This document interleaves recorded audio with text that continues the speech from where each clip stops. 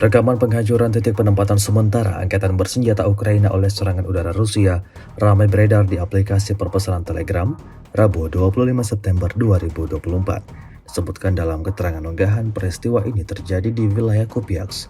Angkatan bersenjata Rusia menyerang dengan menggunakan bom udara ODAP 1500. Dapat dilihat dalam rekaman bagaimana ledakan dahsyat terjadi di titik yang ditargetkan. Diketahui kerugian militer Ukraina mencapai 40 prajurit dan hingga 5 unit peralatan militer.